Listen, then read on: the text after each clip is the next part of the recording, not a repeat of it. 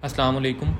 My name is Hafiz Akibul Hassan and I am a student of Electrical Engineering in ComSets University.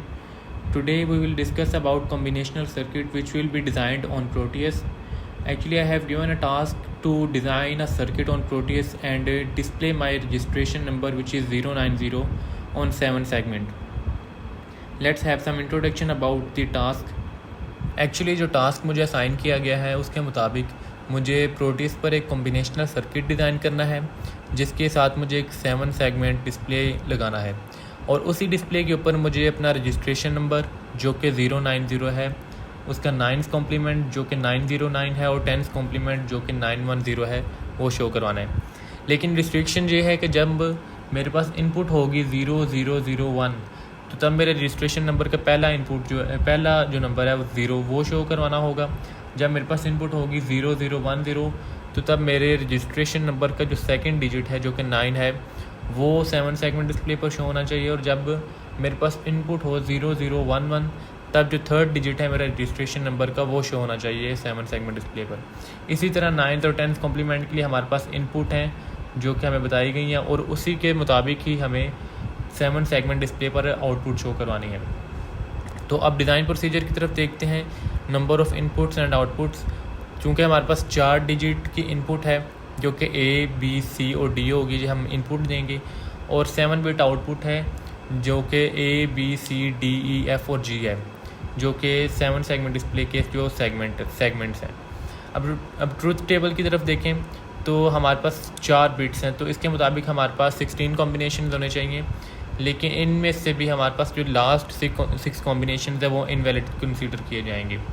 अब normal input condition देखते हैं। Normal input condition ये है कि जब हमारे पास इनपुट है 0001 तो हमारे पास जो डिस्प्ले है वो शुड भी ज़ीरो होना चाहिए। व्हेन द इनपुट इज़ 0010, जब हमारे पास इनपुट 0010 है तो हमारे पास जो आउटपुट है डिस्प्ले के ऊपर वो 9 शो होना चाहिए। जब इनपुट 0011 है तो डिस्प्ले के ऊपर 0 शो होना चाहिए। तो इसी तरह 9th कॉम्प्लीमेंट के लिए देखें तो 0100 पे 9, 0101 पे 0 और 0110 पे 9 शो होना चाहिए। 10th कॉम्प्लीमेंट की तरफ देखें तो जो हमारे पास इनपुट है वो 0111 होगी तो हमारे पास जो डिस्प्ले है उसके ऊपर 9। जब हमारे पास इनपुट 1000 होगी तो अब हमारे पास जो डिस्प्ले है उसके ऊपर 1 और जब हमारे पास 1001 इनपुट होगी तो हमारे पास जो 7 सेगमेंट डिस्प्ले है उस पर 0 शो होना चाहिए। अब ट्रुथ टेबल की तरफ एक नज़र देखते हैं। ये हमारे पास मिन टर्म्स आ गई हैं। उसके बाद ये हमारे पास इनपुट्स हैं A, B, C और D। ये 7 सेगमेंट जो डिस्प्ले के जो सेगमेंट्स हैं वो देखें कि जब हमारे पास 0 होगा तो हमारे पास all segments will be on except G। इसी तरह जब हमारे पास 9 है तो 9 पे हमारे पास सिर्फ E वाला जो सेगमेंट है वो ऑफ रहेगा, बाकी सब ऑन होंगे। तो दोबारा 0 की तरफ देखें तो हमारे पास जो G वाला सेगमेंट है वो ऑफ रहेगा, बाकी सब भी ऑन होंगे। इसी तरह जब हमारे पास 1 है तो तब हमारे पास B और C वाला जो सेगमेंट है वो ऑन होगा, बाकी सब भी ऑफ रहेंगे।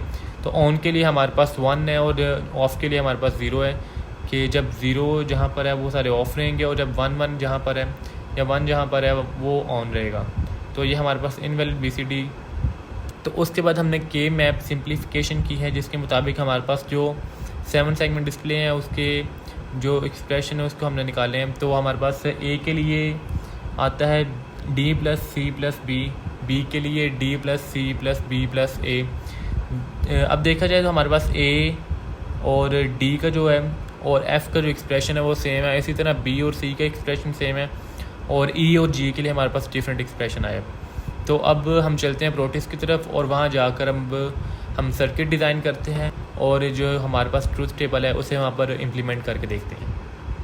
ये हम प्रोटीस पर सर्किट डिज़ाइन कर चुके हैं। तो इस पे जो भी इनपुट्स हैं वो सारे एक दफ़ा लगा के देखते हैं। जब हमारे पास चारों इनपुट 0 होंगी तब हमारे पास यहाँ पर कुछ नहीं होगा। जब हमारे पास ये 1 होगा D वाले इनपुट तो हमारे पास 0 होगा। जब हमारे पास 0010 होगा तब हमारे पास 9 शो होगा। जब 0011 होगा तब भी हमारे पास 0 होगा। जब हमारे पास 0100 होगा जो कि ये है तो फिर हमारे पास 9 शो होना चाहिए जो कि हो रहा है। इसी तरह हम सारे इनपुट्स को एक दफ़ा वेरीफाई कर लेंगे।